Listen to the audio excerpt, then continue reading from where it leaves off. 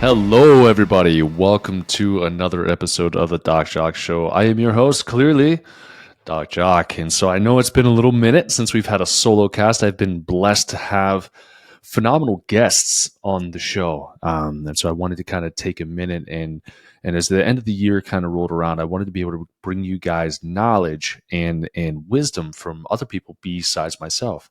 I spent the year trying to establish relationships and bonds with people that truly were valuable. And so I hope that you enjoyed some of those podcasts. And if you have somebody that you want me to interview on the show or you want to be on the show, feel free to reach out, DM me on Instagram there at doc_Jacque, and I'm happy to have you on, happy to entertain it. So what are we talking about today? So this whole month, the month of January, is going to be dedicated to one topic. It's going to be the topic of detoxification, right? It's going to be the big thing that people are trying to sell you. Everyone's working to push you to a detox your way into the new year, do a cleanse in the new year, do a parasite cleanse, do this, do that, do this, do that. And so it's very easy to think, right, that it's good for us, or it's really easy to think that people on social media have our best interest in mind. But at the end of the day, right, we have to understand what it is and what it takes to be able to detox. And I think the best way to start this off is be saying, how do you even know that you need a detox, right? Is it because an influencer told you that you're supposed to? Hope not, right? What are the signs and symptoms? Let's go into that.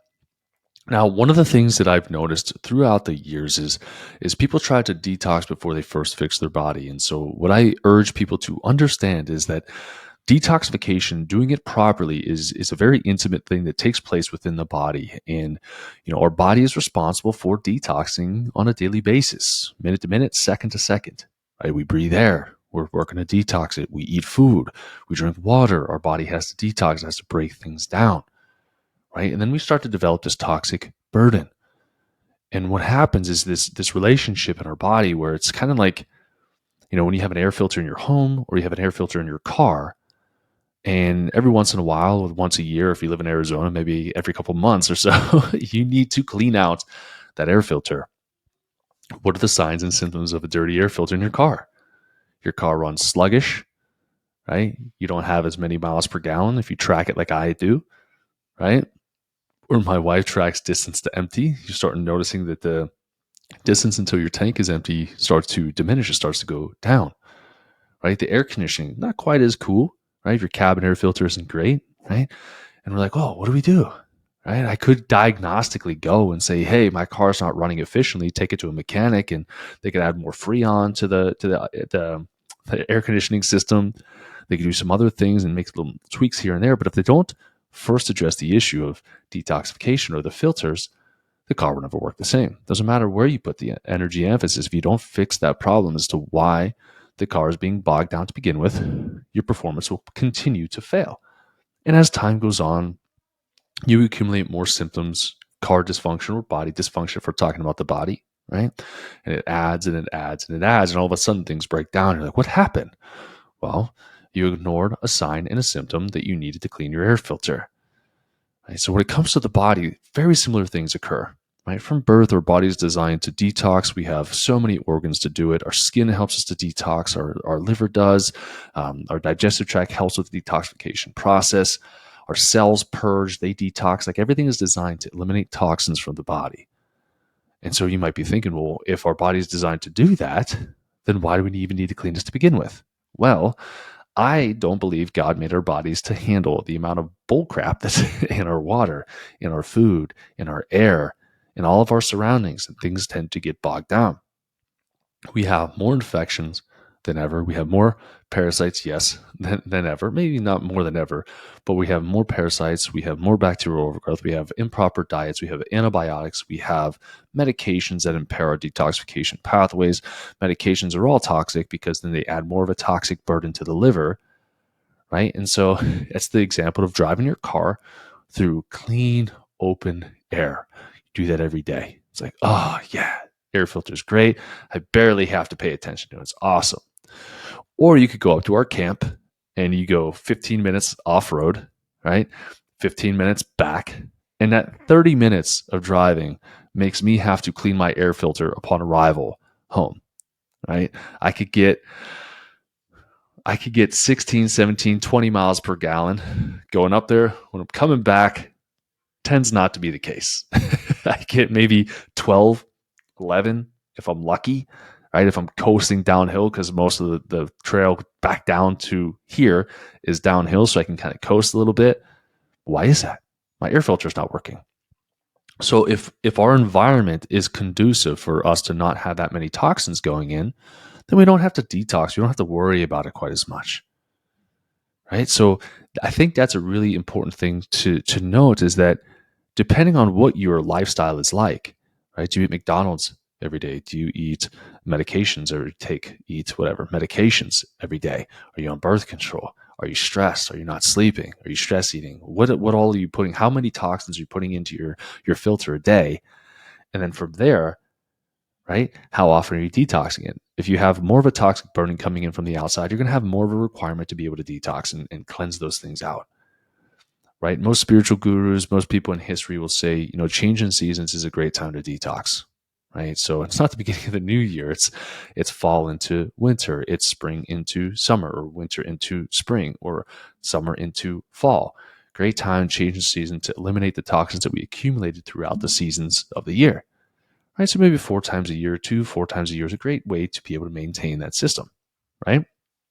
Now, signs and symptoms of our body dysfunctional or being dysfunctional can be very similar to many of the symptoms that you're probably trying to treat. If you're not holistic, you're trying to treat it with medications, right? What's the number one symptom people feel when it comes to sluggish detox? Energy goes down, right? So just like the car, decrease in oxygen or decrease in air being able to flow. When our body is toxic, we have toxic accumulation. We have like this backup, this buildup and this backup. Right? Now, we can have some genetic components, MTHFR, COMT deficiencies, and some other things that can occur, right? Methylation issues, very simply solved. The B12 and a folate supplement, you could take it for life if you want to, but there's difficulties with that, sure, right? But if we have the proper phases of detox, and we'll talk about this in my webinar. We will be doing a webinar detoxification towards the end of the month. We'll have the ad for that in here as well. But when we're doing this, right, we have phase 1, phase 2, and then we have phase 3 detoxification, which no one really tends to talk about except me. It drives me crazy, but we'll go into that in another episode of this too. So phase 1, you take the toxins in from the inside, right? It's like the toxins arrive at the first phase of the air filter. It's like you have 2 filters or 3 filters in your body to filter things out. Phase 1 takes the bad stuff in, breaks it down into little metabolites or free radicals, and then you have phase 2 that's supposed to get it out of the body. When you bring the toxin in, it's toxic, obviously, it's in the name, but what's happening in between is you have a more toxic metabolite than what you brought in to begin with. So if phase 2 of detoxification is sluggish and you're speeding up phase 1, throwing more toxins in there to be broken down, then there's going to be a spillover effect, right? And so when you detox, a lot of people are like, oh man, that's just detoxing. I've got excruciating headaches and I feel like I'm dying, or I'm feeling like this. And there are times and cases and instances where that may be true. But I would beg to ask the question of, hey, are you properly supporting yourself through this detoxification? Are you looking at phase 1? Are you looking at phase 2? Are you looking at phase 3? Or are you just taking something that is going to speed up phase 1 and leave you more bogged down because phase 2 and 3 are sluggish? I keep talking about phase 3. Like, what's phase 3? If you're not pooping regularly, detoxing is not going to help you. Okay, you're just going to throw a bunch of toxins into the colon. It's going to recirculate back out in the bloodstream, and your detox coach is going to tell you, hey, that's totally normal. Keep up the great work. Keep taking my product. Or you need to detox for longer because obviously you're more toxic than what we originally thought. Gotta love that, right? If the solution is take more of it, I think you know where the money trail goes, right? So roll up my sleeves and getting all into this here. So when we have phase 1, we bring those things into the system. We have phase 1, we have phase 2. If phase 1 is too fast, if phase 2 is too slow, then it spills over, right? And same thing, if phase 1 is fast, phase 2 is fast, and phase 3 is slow, not pooping, then it spills over. Okay, so number 1, when we have this occurring, we can have this toxic burden that's starting to take place where our bowels are not moving. So one of the signs and symptoms is constipation. Things are not moving through. Right, we have a toxic burden. No one feels good when they're constipated, and constipated is not going to the bathroom in a day, but really 2 to 4 bowel movements a day is normal. If you're only doing 1 a day, you're still technically being labeled as constipated. You need to move as many times as you eat. You need to be able to eliminate those foods, those things from the bowels. Okay, if it stays in there, it becomes stagnant, it becomes putrefied, it like ferments in there, it creates a lot of harm. within the GI tract. So just rule of thumb, eating twice a day, 2 bowel movements a day, 3 times a day, 3, 4 then 4, 5 then 5, 6 and 6, 7, then you're just eating too much food. But you get my drift. So if we're constipated, definite sign and symptom that you may need to work on your detoxification pathways. Okay, not push more in, but push more out, right? So that's a big issue. What if we have issues with skin? Could be pimples, could be rashes, could be itchiness, could be inflamed, right? All of those things, any type of itis, dermatitis is just inflammation to the skin. Anything of that is occurring, that can be a sign and symptom that we have some sort of a problem with our detoxification pathways. Now, that could be that we're not detoxing properly. That could be that we're spilling over into phase 1 and having those metabolites go out into the bloodstream. Sure, could be, right? All of these things can be happening, but we have to make sure that we pinpoint it, right? So constipation, fatigue is going to be another one. Skin, we talked about that, but fatigue is another one because we're not going to be able to be alkaline. We're not going to be able to be anti-inflammatory. We're going to be more inflamed with all this that is occurring. So fatigue is going to be a big one. Headaches, big one, right? Inflamed blood getting carried up into the brain causes headaches. It doesn't matter what Gary Brecka says about the fucking salt intake and all that stuff. And headache doesn't have pain receptors. Bullshit. If you have yeast in the brain, if you have inflamed blood going to the brain, crossing the blood-brain barrier, you're going to have headaches. Okay, not only that, but you can have dural tension, spinal cord tension. That's also going to cause headaches. So Gary Brecka needs to shut up when he's talking about that stuff. I can't stand that guy. He just yells from the rooftop, and he's not very scientifically backed. He's just an angry man. That aside, going back into the positives here. So making sure that we address, hey, headaches. Do we have a toxic burden overload? Probably, right? So headaches can be a big piece, right? We can have the decrease in energy. We can have decrease in the bowels, again, reiterating what we already talked about.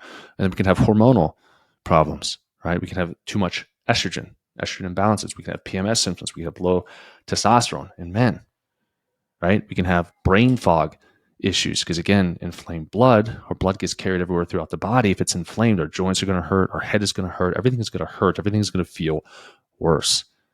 Okay, memory and recall, not the greatest. More irritable, right? More shorter with our kids, right? Or if we drink a glass of alcohol and our body's like, I can't handle any more toxins, and we get angry, we get a headache, or we get a horrible hangover, right? Those are signs and symptoms that you're toxic, right? How long does that last? So there's a lot of things that go into this in terms of what causes these signs and symptoms of detoxification, right? Weight gain is a huge one, right? People don't realize this too, is that if you have a ton of weight, can't seem to get it off. Remember, our body is always trying to do something to protect us and keep us alive, right? So how is my body, or why is my body expressing health in this way? If I'm gaining weight, why is my body expressing health with me gaining weight? Could be something simple where you're up in Alaska, and one of the first epigenetic things that occurred was type 2 diabetes in the Alaskan population, the Eskimo population, because they would be able to gain fat quicker, keep them warmer for the winters, right? So most people in colder climates have more body fat on them, and that's a survival mechanism, right? And if I'm like, let's strip you down and make you, 4% body fat, good luck surviving in that climate. It's not going to work, right? So recognizing why my body is doing that. Now, if we have an increase in body fat, right, toxins are going to be stored in fat cells. And fat cells, we have this definite amount of fat cells that we've accumulated in our life. And I believe it's by the time we're 16. Don't quote me on that, but I think it's 16 years old. But we basically get the amount of fat cells we're going to have for the rest of our lives in our teenage years. Okay. And people are like, well, what if I get fatter? What if I get skinnier? All that's happening is that fat cell is expanding and contracting based off the toxic burden. Right? Toxins pull in water, pulls in inflammation, pulls in some other things. And so if we feel protected by walling off these toxins into these fat cells, well, we're going to keep them there, right? Your body is not going to say, hey, I've got all this fat, all these toxins in these fat cells. I'm going to throw them into the circulation right now, and the liver's going to handle it if the liver can't handle what it's already doing, right? Your body's smart. So like, no, why would I do that? It doesn't make sense. It's going to increase toxic burden. Let's not do that. Okay, so it's going to hold on to fat, and the fat cells are going to swell and swell and swell and swell. And so when you look at somebody who is fat, or who is obese, or who is overweight, a lot of that fat is just swollen due to the amount of toxins that is within their body. Now, I know that there's this hot whatever of like, oh no, fat has nothing to do with diet and exercise or whatever. That's bullshit. That's so far from the truth. It just blows my mind. It absolutely is. Right? And so if we want to shrink those fat cells, what do we got to do? We got to work on making the body healthier. We got to work on that detoxification pathway to make sure things are good to go. Okay, so if we have this sluggish body, or we have this increase in body fat, and we're like, I can't get it off, or we have that little pouch in the bottom of our belly, we're like, I can't seem to get it off. Why? Look at detoxification. Right? Men typically have that little pooch at the bottom. Women can have that too, the little pooch there, but you can have more of a swelling and accumulation of the breast, butt, and thighs for typically women. Right? So if you have sluggish body weight, and you're like, I can't get it off, I can't figure out why. Well, look for the detoxification. So if you're going through this, you're like, man, I struggle with detox, because I have constipation, right? I have headaches. My joints hurt all the time. My hormones are horrible, and my body's falling apart. Why in the world? What do I need? Right? There's a time and a place to be able to detox for sure. And there's safe ways to do that too. And through these podcast episodes, we're going to kind of debunk some of the myths of detoxification, and talk about how to best support your body in detoxification as well. Too many people are focusing on phase 1 or phase 2 or both and not thinking about phase 3, right? And then what do we do afterwards? When we do this detox, right? If we continue to live that same diet and lifestyle that made us sick to begin with, well, what's going to happen? We're going to accumulate toxins again. So detoxing becomes more important, okay? If we are constantly having gallstones and those types of things as well. So gallstones, liver stones, if you know about liver stones, you would know that.